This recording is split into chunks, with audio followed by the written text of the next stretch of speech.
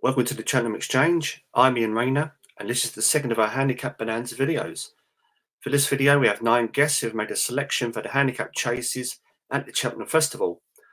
They are Emma Nagle from the IrishRacing.com team, Johnny Dineen from the Ante-Post, Bo from the Rein team, Diarmuid Nolan from RaceHour and Gambling.com, Scotty Ruderham from the Ginger Joe team, RacingGav, Jake Price from the Jumps Show, finally Sean and Andrew from the Finishing Line. First, we start with Andrew's selection. Hello everyone, Andrew here from the Finish Line podcast, and I have been handed the Handicap Chases for the 2024 Cheltenham Festival, and I'm going to go with day one, the ultimate handicap chase, a race where I've had a lot of luck over the past few years, and one that I think has a massive chance of adding to that list of winners, and that is Kim Bailey trained Chianti Classico, a horse I've liked all season. Myself and Dave, who is also on the podcast, likes him. We've all followed him throughout the season. And he got, what would you like to call it, tender handling at Kempton the last day to keep his mark intact. He might get a pound or so for that, but I think he's in the right end of the handicap. He's the right age. He's very lightly raced, which is a massive thing coming into handicap chase like this. He jumps well, travels well, he's uncomplicated. I think Chianti Classico 10-1 has a massive chance of winning the ultimate handicap chase. Cheltenham Exchange, thank you for allowing me to have a handicap chase pick for the festival. The horse I'm going to stick up is for the Ultima, racing off an official rating of 143, who I think's got a chance, especially on the better ground. Has been campaigned in the summer, winning at Uttoxeter, and had a couple of hurdle races, but it's back over chases this year. Finished down the field in the Hennessy, now known as the Coral Gold Trophy. But in December, we haven't seen him since then. And he finished a good second to Wacker Clan at the October meeting at Cheltenham.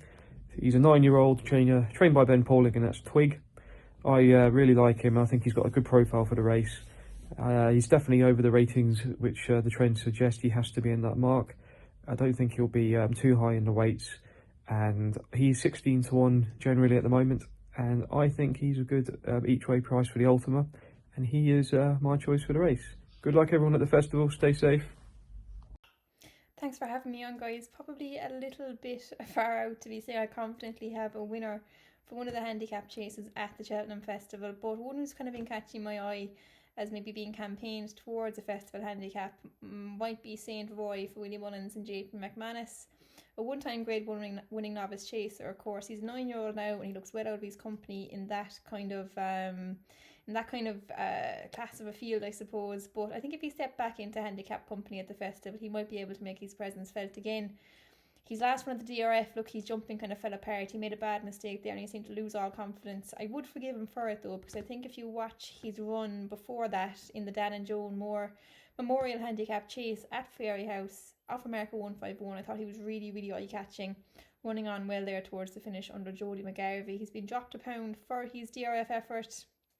Likely to have a big weight if he did show up for the Grand Annual, but I just think he's probably a horse who has that touch of class in kind of handicap company and should be capable of getting a job done there somewhere for connection. So he's probably one I would like to keep on side if he did show up for the Grand Annual. Hello lads, Johnny Dineen here. The handicap horse that you were looking for me, undoubtedly for me, there's only one handicap horse I've actually backed so far, and that's Crebilly in the plate on the, I think it's the Thursday. Yeah. Whatever day it is, I'd fancy to win anyway. It was 10-1. I think it's still around 7. Even that's a good price, I think. I think like he's well enough 140 here, considering that he probably would have beaten Jenny's Destiny back in November, giving him a pound. He was pretty lightly raced horse over hurdles. He was always going to be a better chaser. Won a race in Exeter there lately against Timurus, when I'd say they weren't really fussed whether he won or lost. I know he was getting £5, but he did like jump the last 2.5 lengths behind the win by a couple of lengths, won easy enough in the finish, to be honest.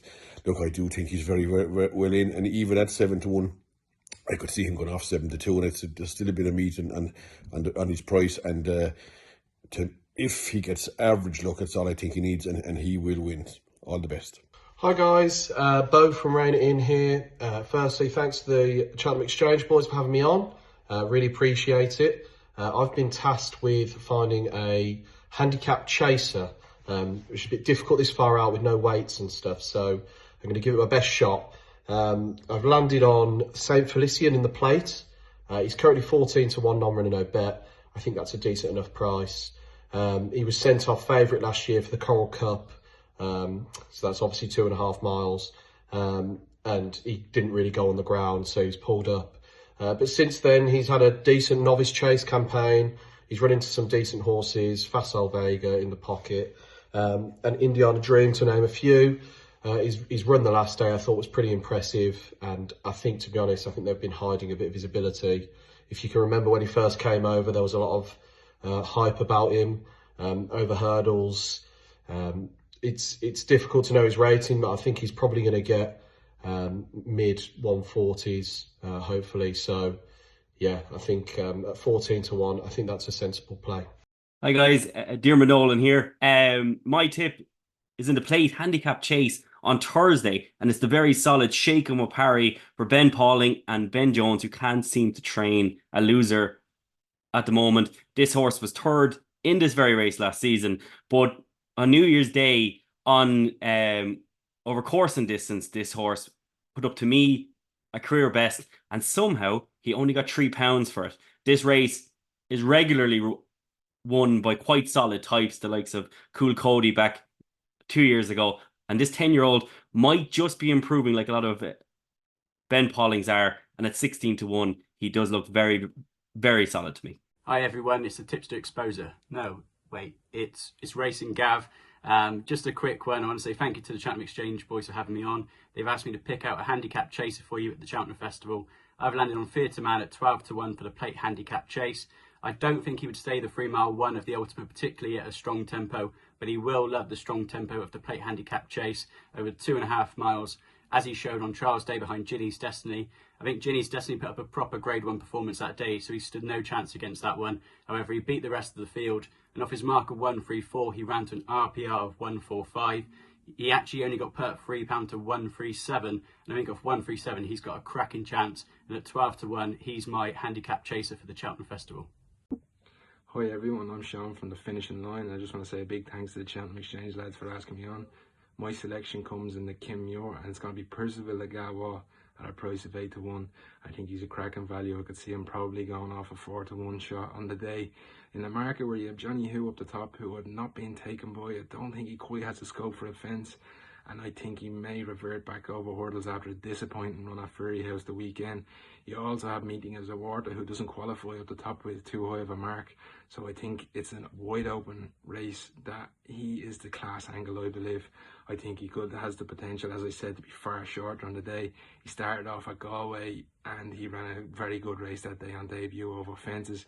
He then went to Cork, where he took a novice fall, and then ran in the Grade 1 Drimore, where I think he was collecting his handicap mark. Bigger days ahead, hopefully the Cheltenham Festival, and then Kim Muir was in mind. But then he rocked up to the Dublin Racing Festival, where he was running a cracking race and went all the way down to the last with Hartwood, and unfortunately tumbled over. But it was a strange fall. He didn't touch a twig, and I don't know whether momentum just tumbled him over, maybe carrying too much into the fence and wasn't able to get the landing gear out quick enough.